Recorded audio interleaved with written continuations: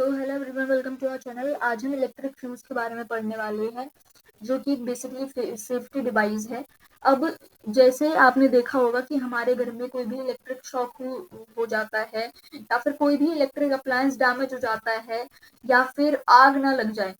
देखो, जो ये 3 इंसिडेंट्स मैंने बताए हैं, इन्हें अवॉइड करने के लिए कि ऐसा ना हो, हमारा कोई भी इलेक्ट्रिक अप्लायंस डैमेज ना हो, कहीं आग ना लग जाए। इसी वजह से ऑटोमेटिकली जो हमारी इंडस्ट्रियल कंपनीज होती है, बेसिकली इलेक्ट्रिकल जो कंपनीज है, वो एक इलेक्ट्रिक फ्यूज हमारे अप्लायंस में फिट कर देती है, और हमारे घरों में भी ऐसे फ्यूज लगे रहते हैं। ठीक है।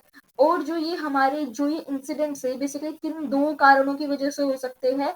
एक तो शॉर्ट सर्किट के कारण ये चीज हो सकता है, जैसे इलेक्ट्रिक शॉक किसी को भी शॉर्ट सर्किट से लग सकता है। ओवरलोडिंग के कारण, मतलब जब जो करंट है वो कहीं आगे जा ही नहीं रहा है, कि कोई भी एक तार है किसी भी अप्लायंस का। ठीक है। जैसे आपके टोस्टर का कोई भी वो तार है, और वहां पर करंट जा रहा है, लेकिन हमारा इलेक्ट्रिकल जो अप्लायंस है, उसके ऊपर वो करंट ओवरलोड हो रहा है, वो आगे मूव ही नहीं कर पा रहा है। ठीक है। जैसे आप इमेजिन कर सकते हैं, यहाँ पर ये हमारा करंट है जैसे, और वो यहीं पर ही अटक गया। बिल्कुल करंट यहीं अटक गया, आगे वो इसे आगे भी जाना था मूव होकर, लेकिन वो नहीं हुआ। तो ये क्या दे रहा है, एक ओवरलोडिंग दे रहा है। ठीक है। Withdrawing current beyond a specified limit, मतलब एक स्पेसिफिक लिमिट में वो हमारे सर्किट में होना चाहिए था, लेकिन वो ज्यादा करंट अब आ गया है। जैसे 5 एम्पियर का करंट वहां पर जाना चाहिए था, लेकिन वहां पर अब जैसे 15 एम्पियर का करंट हो गया है, तो ओवरलोडिंग तो होगी। इसी वजह से शॉर्ट सर्किट हो जाता है, किसी को इलेक्ट्रिक शॉक लग सकता है, या घर में आग भी लग सकती है। इसलिए इलेक्ट्रिक फ्यूज क्या करता है, जब भी कोई भी ओवरलोडिंग ऐसे होती है, जब ज्यादा करंट आने लगता है, तो इलेक्ट्रिक फ्यूज की बहुत ही कम मेल्टिंग पॉइंट होता है, तो वो मेल्ट करने लगती है। ठीक है। जब वो मेल्ट होने लगती है, तो उससे हम सेफ, मतलब हमारे इलेक्ट्रिक शॉक नहीं लग सकता अगर इलेक्ट्रिक फ्यूज है, तो वो थोड़े से इन इंसिडेंट से हमारा बचाव करती है इलेक्ट्रिक फ्यूज, इसलिए ये एक इम्पॉर्टेंट सेफ्टी डिवाइस है। अब बेसिकली हम इसकी एक डेफिनेशन पढ़ेंगे। एक इलेक्ट्रिक फ्यूज क्या है, ये एक ऐसा डिवाइस है जो कि सीरीज में यूज होता है, मतलब ऐसे ये लगातार यूज होता है, पैरेलल में यूज नहीं होता है। ठीक है। which is used in series to limit the current in an electric circuit। एक इलेक्ट्रिक फ्यूज एक ऐसा डिवाइस है जो कि सीरीज में यूज होता है, कि एक इलेक्ट्रिक सर्किट में करंट को लिमिट करे, कि 5 एम्पियर का अगर उस वायर में, उस सर्किट में अगर सिर्फ 5 एम्पियर का करंट जा सकता है, तो 5 का ही जाए। अगर उससे 15 एम्पियर का आगे बढ़ने की कोशिश भी करे, तो वो वहीं पर उसे रोक ले, कि वो आगे अप्लायंस तक ना पहुंचे और घर में आग ना लग जाए। ठीक है। तो दोबारा से इसे रीड करेंगे। An electric fuse is a device which is used in series to limit the current, current को लिमिट करने के लिए। ठीक है। करंट को रोकने के लिए एक इलेक्ट्रिक सर्किट में, कि सिर्फ इतना ही करंट जाना है, ओवरलोडिंग हमें नहीं चाहिए। ओवरलोडिंग को अवॉइड करने के लिए इलेक्ट्रिक फ्यूज लगाया जाता है। And electric fuse is a device which is used in series, remember this point, it is used in series to limit the current in an electric circuit, so that it easily melts due to overheating when excessive current passes through it। तो इसी कारण से जो भी electric fuse है, जो भी हमारा करंट है, वो इजीली, जो हमारा इलेक्ट्रिक फ्यूज है बेसिकली, वो इसलिए मेल्ट हो जाता है जब भी उसे ओवर हीटिंग मिलती है, ज्यादा उसे हीट मिलने लगती है। देखो, आपने एक फॉर्मूला पढ़ा था, H is equal to heat is equal to I square R T. ठीक है। तो यहाँ क्या देख सकते हो कि करंट जो है वो डायरेक्टली प्रोपोर्शनल है आपके हीट के। तो मतलब अगर ज्यादा हीट जाएगी तो ज्यादा करंट पास होगा। देखो, ओवर हीटिंग होगा तो एक्सेसिव करंट भी पास हो रहा होगा। ठीक है। इसलिए जो इलेक्ट्रिक फ्यूज है, इसे इस चीज को अवॉइड करने के लिए ये इजिली मेल्ट हो जाती है पहले ही, कि आगे करंट जा ही ना पाए। ठीक है। An electric fuse is a device which is used in series to limit the current in an electric circuit, so that it easily melts the so that it easily melts ये आसानी से पिघल जाता है ओवर हीटिंग के दौरान, due to overheating when excessive current pass through, जब ज्यादा करंट उससे पास होता है। एक फ्यूज एक वायर ऑफ मटेरियल है जिसका लो मेल्टिंग पॉइंट होता है, ठीक है। अब देखो, अगर लो मेल्टिंग पॉइंट होगा तभी तो वो इजीली मेल्ट हो जाएगा, अगर उसका हाई मेल्टिंग पॉइंट होगा तो वो इजीली मेल्ट नहीं कर पाएगा, ठीक है।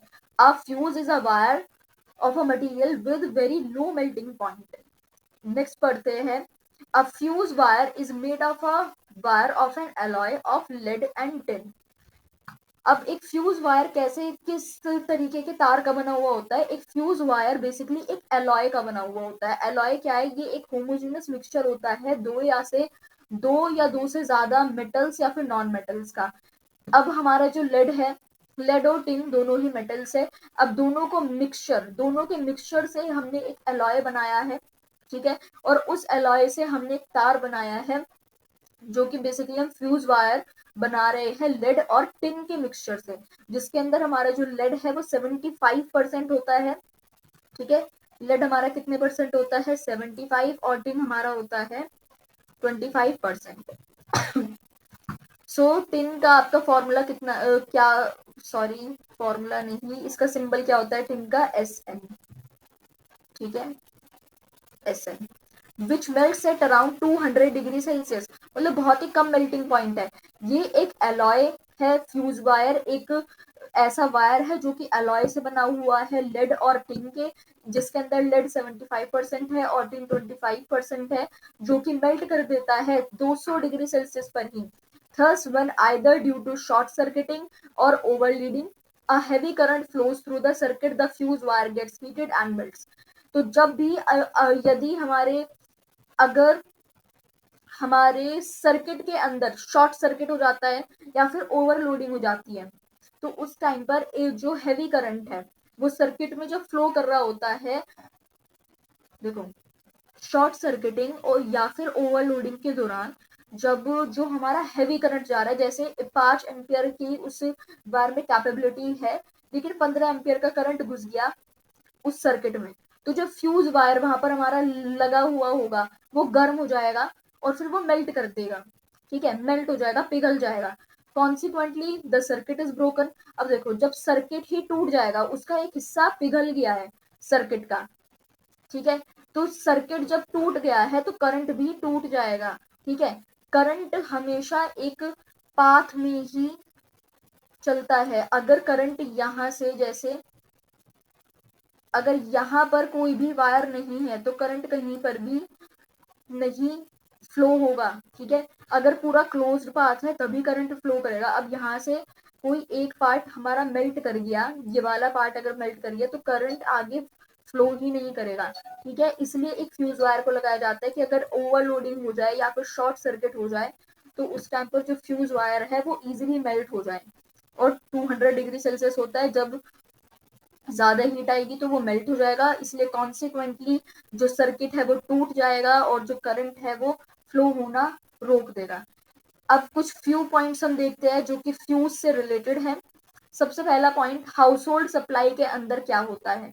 एक फ्यूज को हमेशा लाइव वायर से कनेक्ट किया जाता है, ठीक है। एक फ्यूज को हमेशा लाइव वायर से कनेक्ट किया जाता है और न्यूट्रल वायर से नहीं किया जाता है। किसी भी हद तक हम न्यूट्रल वायर से फ्यूज को कनेक्ट नहीं करते हैं, ये इंपॉर्टेंट पॉइंट है। हम फ्यूज को हमेशा किससे कनेक्ट करते हैं? एक लाइव वायर से। दो, it will melt even when connected with neutral wire, the electric appliance will continue to be in contact with the live wire. Thus, when the electric appliance is touched, it will give shock. अब देखो, किसी भी house hold supply के अंदर, मतलब किसी भी घर वगैरह में जब भी फ्यूज लगाया जाता है तो वो लाइव वायर के साथ ही लगाया जाता है, ठीक है, न्यूट्रल वायर के साथ नहीं लगाते हैं, ठीक है।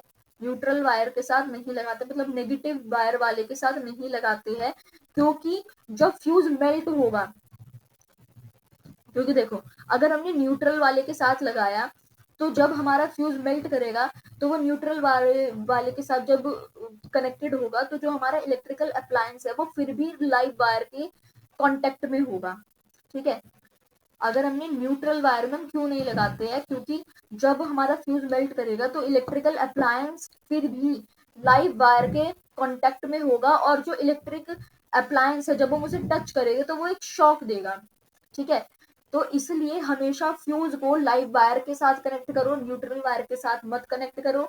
ठीक है, उससे हमें एक इलेक्ट्रिक शॉक लगने का बेसिकली कोई भी चांस हो सकता है। दूसरा हम देखेंगे, अ fuse is always connected in the beginning of the circuit. अब देखो, एक फ्यूज को हम हमेशा सर्किट के शुरुआत में ही कनेक्ट करते हैं। जब भी कोई भी एक अप्लायंस कनेक्टेड होता है तो उससे पहले हम एक फ्यूज को कनेक्ट करते हैं। This is done to protect the appliance from getting damaged. अब इसे हम क्यों करते हैं, अप्लायंस के कनेक्ट होने से पहले ही हम फ्यूज को क्यों करते हैं। देखो, जब अप्लायंस बाद में कनेक्ट हो रहा है और उससे पहले फ्यूज हो रहा है, अगर ज्यादा करंट आया, बहुत ज्यादा करंट आया, जैसे 20 एम्पियर का करंट आ गया और फिर 10 एम्पियर के उसके तार है, तार में करंट फ्लो कर सकता है, तो 15 एम्पियर का अगर आ गया करंट, 20 का आ गया, तो उस टाइम पर जो फ्यूज है, अगर फ्यूज पहले लगा हुआ होगा सर्किट के, तो वो तभी जो ज्यादा करंट आ रहा है उसे वहीं पर वो सर्किट को तोड़ तोड़ देगा, मतलब खुद ही मेल्ट हो जाएगा फ्यूज उस टाइम पर। तो जब वहीं पर ही जब हमारा फ्यूज मेल्ट हो गया तो आगे हमारे अप्लायंस में तो करंट ही नहीं जा पाएगा। ठीक है, तो इससे अब हमारे अप्लायंस में जो वो 20 एम्पियर का अगर करंट जाता तो वो डैमेज हो सकता था। ठीक है, इसलिए उसे डैमेज वो ना हो, उसे प्रोटेक्शन के लिए, उसके प्रोटेक्शन के लिए, इसलिए हम फ्यूज को हमेशा बिगिनिंग में कनेक्ट करते हैं। ठीक है, थर्ड हम देखेंगे, fuses of various current capacities are available. कई सारी करंट कैपेसिटीज हमारे, मतलब फ्यूज अलग अलग करंट कैपेसिटी की अवेलेबल होती है, कि हमें 15, हमें 100, जैसे कि 50 एम्पियर, हमें 50 एम्पियर का फ्यूज चाहिए कि वो हमारे 50 एम्पियर जितने करंट को सह ले और फिर वो मेल्ट हो जाए। 50 से ज्यादा हुआ तो वो मेल्ट कर देंगे। ठीक है, तो फ्यूज कई सारे मार्केट में अवेलेबल होते हैं करंट की कैपेसिटी पर बेस्ड। ठीक है, remember that thicker the fuse wire the greater is its current capacity. अब हमेशा में ये ध्यान रखना है, जितना मोटा फ्यूज वायर होगा उतनी ज्यादा उसकी करंट कैपेसिटी होगी। अब ये देखो, जैसे ये हमारा फ्यूज वायर है, अब ये अगर हमारा मोटा हो गया, कोई हमारा दूसरा ये है मोटा वाला वायर, तो यहाँ पर खुद देखो, ये मोटा वायर है। ठीक है, और ये पतले वाला, ये एक पतला वायर है और ये एक मोटा वायर है। तो यहाँ पर हमारे करंट को फ्लो करने में थोड़ी दिक्कत होगी क्योंकि ये पतला रास्ता है। अब तुम खुद सोचो, तुम किसी पतली गली में से जा रहे हो तो तुम्हें दिक्कत होगी, कि खुले रोड पर तुम जा रहे हो तो तब तुम्हें तब ज्यादा दिक्कत होगी। जब तुम पतली गली से जा रहे हो तभी तो करंट को, मतलब फ्लो करने में जो वो इतना ज्यादा करंट आ रहा है, अगर फ्यूज वायर पतला होगा तो करंट थोड़ा कम जाएगा, मतलब ठीक है, तो करंट आगे मूव नहीं हो पाएगा। अगर फ्यूज वायर हमारा बड़ा है तो वो तो करंट तो खुलेआम ऐसे मौज मस्ती में करता हुआ ऐसे सीधा जाएगा, तो ज्यादा करंट कैपेसिटी होगी। जब फ्यूज वायर अगर मोटा हुआ तो हमारी करंट कैपेसिटी भी ज्यादा होगी। तो यहाँ पर ये हमारा पूरा कंप्लीट हो गया ये topic, electric fuse. So that's all for today.